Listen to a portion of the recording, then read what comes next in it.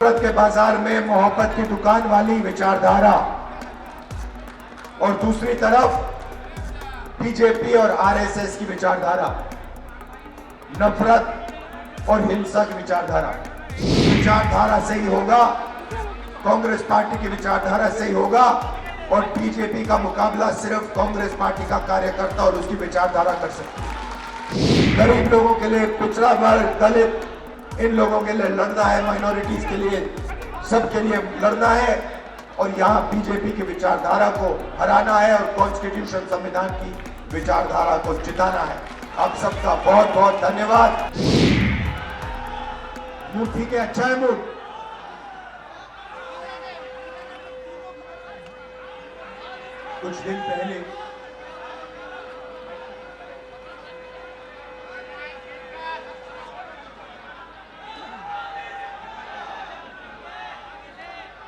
कुछ दिन पहले दिल्ली में कांग्रेस हेडक्वार्टर्स का इनॉग्रेशन हुआ और वहां मैंने देश की स्थिति पर, देश की सिचुएशन पर भाषण दिया और वहां मैंने कहा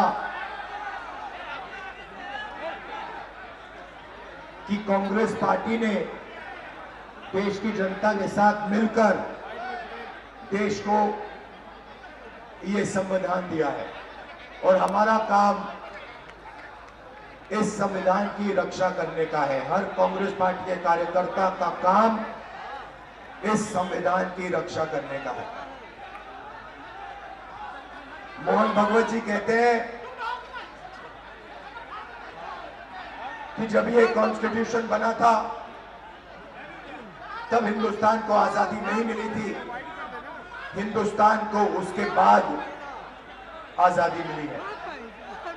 इसका मतलब मोहन भागवत खुलकर कह रहे हैं कि मैं संविधान को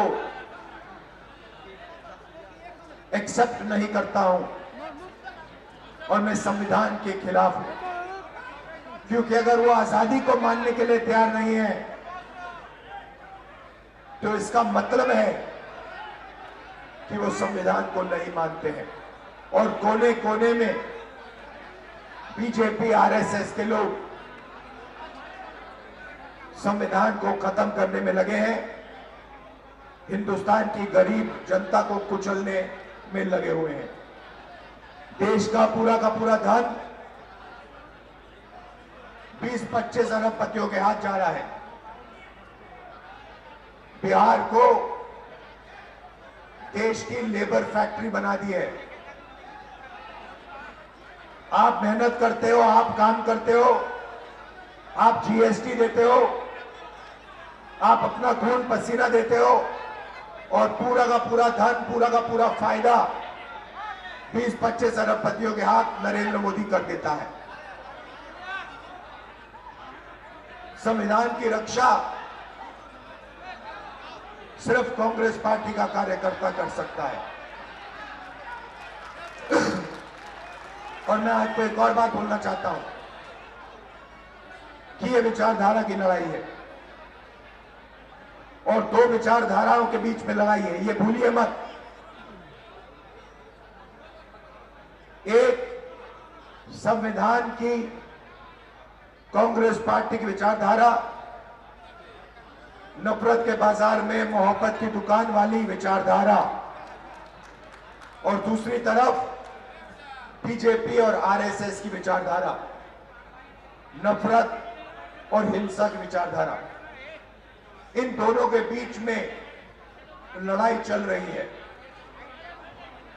और मैं आपको कह सकता हूं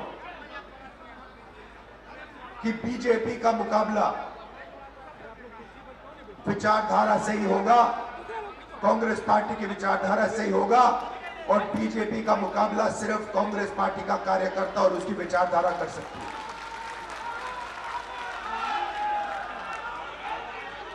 मैंने अपने भाषण में महाराष्ट्र के बारे में बोला। इलेक्शन कमीशन से हम आंकड़े चाहते हैं। महाराष्ट्र में लोकसभा में और विधानसभा में 1 करोड़ वोटर का फर्क है।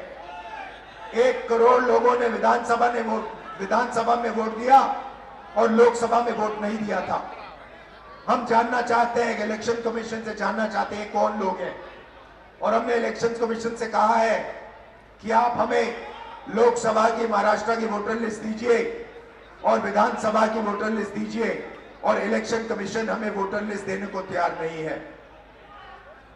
ये देश के सामने सच्चाई है। अगला चुनाव बिहार में है और यहां पे ये क्रांतिकारी प्रदेश है। देश में जब भी बदलाव आता है, यहां बिहार से आता है, आप लोग करवाते हो। और इसीलिए कांग्रेस पार्टी को, इंडिया गठबंधन को एक साथ मिलकर बिहार में बीजेपी और आरएसएस को हराना है। ये विचारधारा की लड़ाई है। आप सबको तैयार हो जाना चाहिए। आप बब्बर शेर हो कांग्रेस पार्टी के, बब्बर शेर हो, टाइगर हो।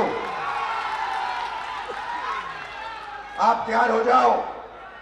बीजेपी और आरएसएस की विचारधारा को बिहार में हमें हराना है। इंडिया गठबंधन के साथ खड़े होकर बिहार में हम इसको हराएंगे। आप सब, विचारधारा आपके खून में है, आपके डीएनए में है, आपको बताने की भी जरूरत नहीं है। आपने इतने प्यार से मेरा स्वागत किया। आप 24 घंटा कांग्रेस पार्टी की विचारधारा के लिए लड़ते हो। आप 24 घंटा आरएसएस, बीजेपी के खिलाफ लड़ते हो और आप डरते नहीं हो। इसके लिए मैं आपको दिल से धन्यवाद करना चाहता हूं। बिहार पेपर लीक का सेंटर हो गया है। यहां पे पूरा शिक्षा का सिस्टम पूरा का पूरा बिक गया है। बिहार में युवाओं को रोजगार नहीं मिल सकता। बिहार में महंगाई बढ़ती जा रही है। गरीब लोग कुचले जा रहे हैं। इन लोगों के लिए कांग्रेस पार्टी को लड़ना है। किसानों के लिए, मजदूरों के लिए, गरीब लोगों के लिए, पिछड़ा वर्ग, दलित, इन लोगों के लिए लड़ना है। माइनॉरिटीज के लिए, सबके लिए लड़ना है। और यहां बीजेपी की विचारधारा को हराना है और कॉन्स्टिट्यूशन, संविधान की विचारधारा को जिताना है। आप सबका बहुत बहुत धन्यवाद, दिल से धन्यवाद। नमस्कार, जय हिंद।